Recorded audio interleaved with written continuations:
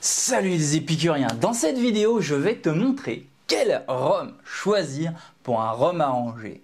Et cela, quelle que soit la recette que tu vas utiliser et tes goûts en matière de rhum arrangé. Tu as peut-être peur de gâcher une bouteille de rhum dans la confection d'un rhum arrangé. Peur de devoir jeter dans l'évier 15 à 20 € de rhum parce que le résultat ne t'a pas plu. Il y a tellement de rhum possible pour faire un rhum arrangé et que cela tue le choix. Est-ce que je dois prendre un rhum de mélasse ou pur jus de canne? Est-ce que ce serait pas mieux de prendre un rhum vieux pour améliorer le rendu final?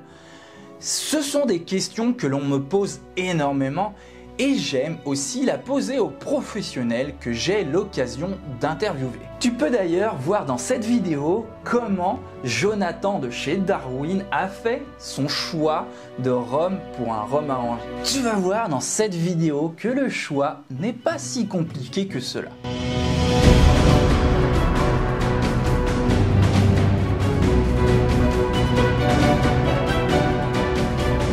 Salut, moi c'est Régis et sur cette chaîne je t'aide à découvrir l'univers du rhum avec toujours plus de plaisir. Si tu es nouveau ici, songe à t'abonner.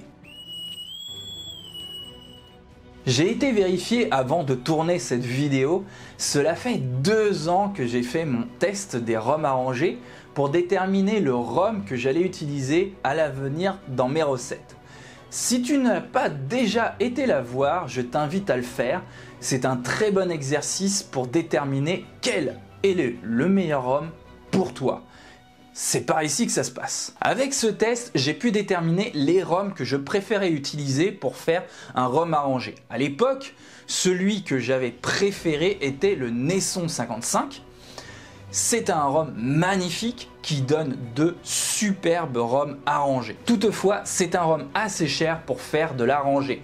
À ce prix-là, je préfère encore me faire des petits punchs avec. J'ai donc porté mon choix sur un rhum un peu en dessous du Naisson en qualité, mais beaucoup moins cher, le HSE 55. En dégustation pure, le Naisson est bien au-dessus, mais en arrangé, la différence n'est pas si flagrante.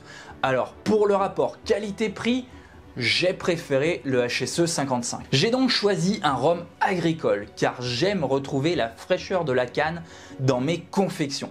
J'aime aussi que mes arrangés soient puissants. Je n'ajoute que très rarement du sucre dans mes recettes et donc un rhum à 55 degrés était parfait pour moi. Tu as pu le voir depuis sur ma chaîne, le HSE 55 est un rhum qui revient presque toujours dans mes confections de rhum arrangé. Mais je comprends aussi que ce test demande un certain investissement que l'on n'a pas tous envie de faire. Personnellement, j'avais fait à l'époque un investissement d'environ 250 € pour acheter toutes les bouteilles. Nous voudrions tous pouvoir trouver tout de suite quel est le meilleur rhum pour faire un rhum arrangé. Tu pourrais pour cela faire ce test petit à petit en changeant de rhum pour chacune des recettes que tu pourrais composer. C'est un peu long, la recette n'est pas la même, mais tu pourrais arriver à un résultat similaire avec le temps. Mais ce que je te propose aujourd'hui, c'est de pouvoir choisir un rhum qui te permettra d'être satisfait du résultat, même s'il n'est pas parfait. Le résultat parfait arrivera avec le temps et l'expérience. On va toujours tester plusieurs rhums au fil des recettes que tu seras amené à confectionner, mais on va sélectionner des rhums qui te permettront d'apprécier même le premier test que tu pourras faire. Pour cela, il suffit de répondre à quelques petites questions simples dont je suis sûr que tu auras la réponse.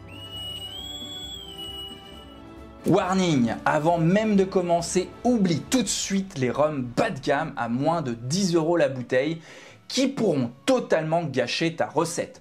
Ce sont souvent des rhums faits à la va-vite et réduits à la va que je te pousse avec de l'eau du robinet. Ce sont des rhums qui ont un alcool mal intégré et qui auront tendance à donner un mauvais goût à ta recette. Ce qui est très important, c'est de choisir un rhum en fonction de tes goûts et du résultat que tu veux obtenir. Alors, première question, mélasse ou pur jus de canne? Les rhums de mélasse blancs sont généralement moins chers que les rhums pur jus de canne. Tu penses certainement aux charrettes. Pour beaucoup d'amateurs, c'est un rhum qui n'est pas de bonne qualité. Mais en arrangé, il peut donner des résultats très satisfaisants si tu aimes la douceur. C'est un rhum qu'il faudra choisir pour des recettes bien sucrées, car le sucre permettra d'arrondir les défauts du rhum lui-même. Les rhums pur jus de canne ont de bons résultats avec toutes les recettes de rhum arrangé. Si tu as une recette légère et pas trop sucrée, tu pourras même retrouver la fraîcheur de la canne qui sera toujours présente à la dégustation. Autant en dégustation pure, il est possible de déceler de grandes différences entre les purs jus de canne, qu'en arrangé, ils sont presque tous équivalents. Alors attention, pour les rhums que l'on peut vraiment utiliser en arrangé. C'est sûr que si vous vous amusez à utiliser des brutes de colonne, vraiment des blancs qui ont des blancs de dégustation, ça sera différent. Normalement, on ne se trompe pas en choisissant un rhum pur jus de canne. Tu veux un arrangé doux et pas trop fort, ou au contraire encore plein de puissance et presque sec? L'ajout de sucre dans ta recette aura une grande incidence sur la douceur finale de ton rhum arrangé. Mais la puissance de départ de ton rhum va également jouer sur le résultat final. Tu peux choisir un rhum à 40 degrés qui, avec le sucre et les fruits, pourra tomber à moins de 30 degrés et sera donc très doux. Et si tu as choisi comme base un rhum de mélasse, il sera encore plus doux. Tu peux au contraire choisir un rhum entre 50 et 59 degrés, ne pas ajouter de sucre dans ta recette et avoir un résultat final au-dessus de 40 degrés. Moi, je me souviens avoir fait un rhum magnifique que je surkiffe avec un clairin Le Rocher qui est à 46,5. Les ingrédients, il n'y avait pas de sucre, il n'y avait quasiment pas de jus non plus. Donc honnêtement, même avec un rhum à 46, je suis sûr que ma recette finale est au-dessus des 40 degrés et c'est juste magnifique. Si ça vous intéresse, la recette est ici. Voici quelques autres rhums qui peuvent se prêter à la confection de rhum arrangé.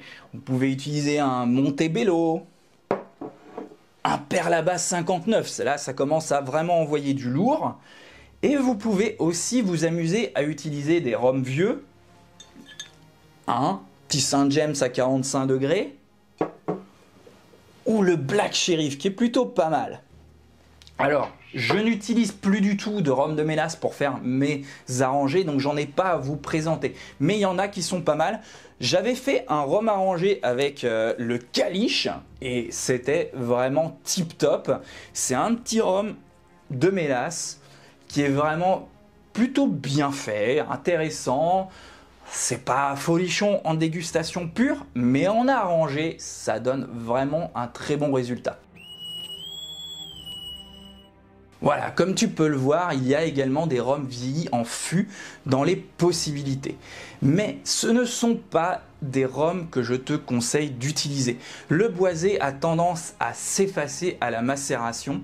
En tout cas pour ces rhums-là, parce que ce sont des rhums qui ne sont pas vieillis très fortement. Le boisé est présent en dégustation pure et assez plaisant, mais en arrangé, il s'estompe. Si c'est les épices du bois que tu recherches à avoir dans le résultat final, je te recommande d'ajouter des copeaux de bois de différentes torréfactions pour l'obtenir. Si tu veux en savoir plus, j'ai fait un test des copeaux de bois que tu peux retrouver ici. Voilà, tu n'as peut-être pas réduit ton choix à une seule bouteille, mais je t'ai certainement aidé à n'en avoir que 3 ou 4 dans ta potentielle sélection. Je t'invite donc à aller acheter une de ces bouteilles que tu n'as pas encore testé en arrangé et de faire avec ta recette préférée. Ne fais pas une nouvelle recette dont tu n'es pas sûr du résultat. Fais bien une recette que tu connais bien et que tu aimes. Teste après macération et dis-moi en commentaire quel rhum tu auras finalement sélectionné. Voilà, cette vidéo est maintenant terminée. Je te remercie de l'avoir suivi jusqu'ici. Laisse-moi un petit like et un commentaire, cela m'aide pour le référencement. Si cette vidéo t'a plu et que tu souhaites aller plus loin dans ta découverte de l'univers du rhum, j'ai écrit 3 livres que je te partage gratuitement pour t'aider à découvrir l'univers du rhum. Le premier livre que je te propose est un guide pour t'aider à choisir un rhum selon tes goûts, tes envies, l'expérience que tu souhaites vivre avec ce rhum. Le deuxième livre est une initiation à la découverte de l'univers du rhum avec une proposition de 50 rhums à moins de 50 €. Le troisième est un livre de conseils et d'astuces pour t'aider à ne pas te louper dans la confection de tes rhums arrangés. Pour recevoir ces livres, rien de plus simple. Il te suffit juste de t'inscrire à mon mail privé. C'est le premier lien dans la description. J'y partage des informations exclusives que je ne diffuse pas sur mes réseaux, mon blog ou ma chaîne YouTube. C'est aussi à travers ce mail que j'ai un contact particulier avec ma communauté. Je réponds à toutes tes questions et mails que tu pourras m'envoyer. Allez, n'oublie pas qu'un rhum partagé est un plaisir décuplé, mais qu'il faut tout de même en boire avec modération. Salut les épicuriens!